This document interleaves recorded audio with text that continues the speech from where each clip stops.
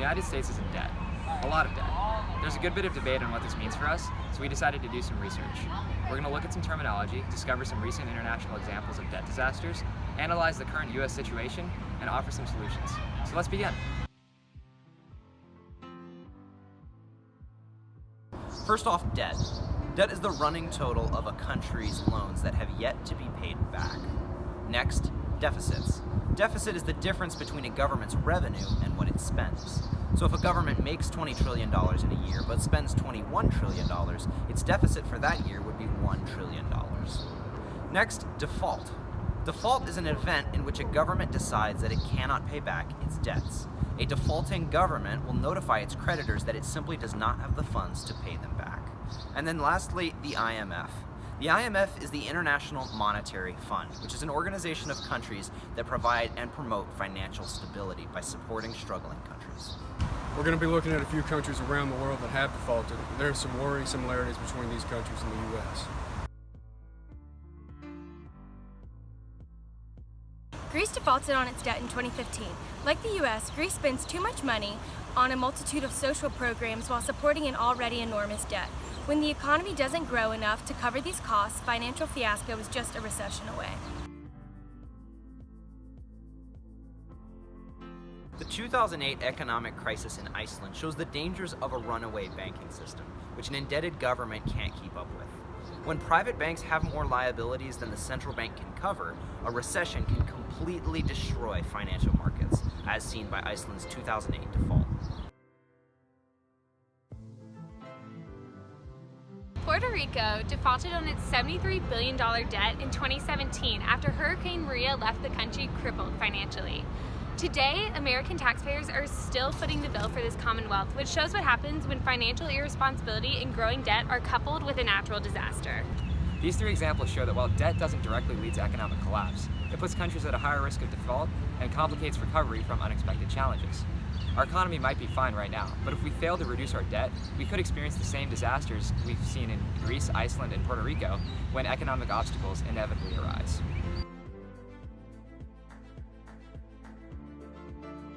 Here's the deal. We're currently in the hole for $21 trillion. This is an unbelievably large number. Let's try to put it in perspective. With that money, you could buy 525 million brand new Ford F-150s. This ludicrous number of trucks would cover the entire landmass of the United States and Russia. The World Bank and the IMF says a country is in trouble when their debt to GDP ratio is above 77%. Germany is around 68%, so it's judged to be healthy. Greece's ratio is around 180%, which is unhealthy, and America's debt to GDP ratio is around 105%.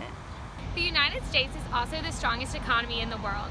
The dollar is the dominant reserve currency of the world market, which just means that countries tend to hold assets in dollars as opposed to the euro or the peso. Buying a U.S. Treasury bond is arguably the safest investment you can make.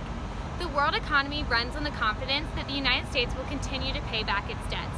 So as long as we do continue to pay back our debts and also have a strong economy, we should be just fine, right? To answer this question, we're going to talk to John Schuler, the Economic Policy Advisor for Congressman Mark Sanford.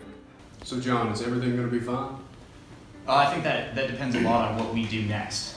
So think of yourself driving down a highway, right? And most highways have a speed limit of 60 miles per hour. Imagine you're doing $120, so doubling the speed limit, right? You look around and you say, am I getting into a crash right now? Mm-hmm. No, you're not. So is it possible to do double the speed limit on a highway and not get into a crash? Yes, you're doing it right now. Now, if you accelerate to 125 miles per hour, are you going to get into a crash then? Maybe, maybe not. There's no guarantee. You might increase the chances of that happening slightly, but there's no set speed at which if you go over that, you're going to get into a crash. If you go under it, you're not. Same way with the national debt, right? But for over the past 60 years, our average debt level has been 35% of GDP. Imagine that's our speed limit. Mm-hmm. Right now, we're at 78% of GDP. So we're doing more than double the speed limit, right? Mm-hmm. If we go to 80% of GDP, are we going to get into a debt crisis? Maybe, maybe not necessarily. Our chances might increase a little bit if we do, but there's no set speed. Now, take it back to the car analogy. If you keep going faster and faster and faster and faster and faster, then are you going to get into a crash? Yes, that's a guarantee, because either eventually one of two things is going to happen. You're either going to crash the car or the car is gonna lose control, right? Mm-hmm. Same with the economy. If we just keep building up our debt level more and more and more and more and more, eventually our creditors are gonna realize that we're not gonna pay them back. And they're gonna start asking more and more profit in order to hold our debt. If that goes up, we got $21 trillion in debt. Mm-hmm. Right, so if our interest rates go up more than we think, that's hugely consequential. So what exactly is this crash going to look like? Well, remember, it's the same with the car analogy and the economy. The faster you're going when a crash happens, Mhm. the worse it's going to be.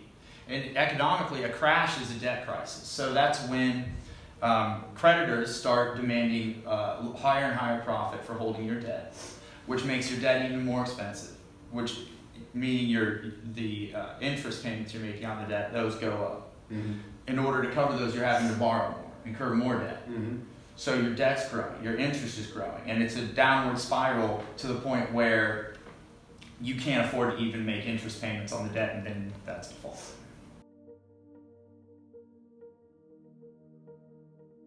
Interest rates will spike and stock markets will nosedive.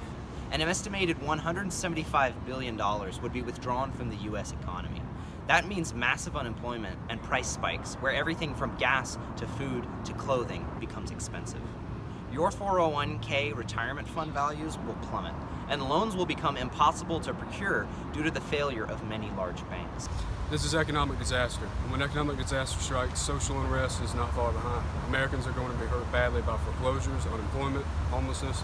This will hurt the poorest of us, those with no safety net to fall back upon. The American dream will be a lot harder to achieve. Let's go back to the car analogy. What's the safest speed to drive at? The speed everyone else is driving at. We should slowly take our foot off the gas and coast to a nice 60 or 70 miles an hour, because that will significantly reduce our chances of crashing. The solution is theoretically simple. We just have to cut government spending and raise taxes to an equal amount while the economy is still growing. However, politically this is really difficult, because you can't really justify raising taxes without tangible benefits, regardless of the long-term issues that the country faces. We can start, though, by cutting government spending. Senator Rand Paul and Congressman Mark Sanford have each introduced legislation known as the Penny Plan. Let's hear about it in their own words. I have a conservative budget. We call it the penny plan budget. And what it would do is cut 1 penny out of every dollar we spend in the federal government over about a 5-year period. And the budget actually balances. It's pretty amazing. If you have a budget, which we do, of about $3.2 trillion, 1% is about $32 billion. You cut that each year for 5 years in a row. You enforce the budget caps that we were living under until a couple of months ago, and you actually balance within 5 years. It's a process that forces change. Congress will always react, but at times it waits to react. Churchill was once asked, about the American political system. He says it's a beautiful system. It always does the right thing after it's exhausted every other possible remedy. So what can we do to help? It starts by electing officials who care about our common long-term problems, not just short-term political gains. We, the citizens, can and should elect people who will stand up to the pressures of the day in order to make decisions that will benefit us in the long run. The debt is a challenging problem, but we believe America is up to the task. Let's not gamble with the next generation's financial future. Rather, let's put our own house in order before we pass it along. Our children deserve that.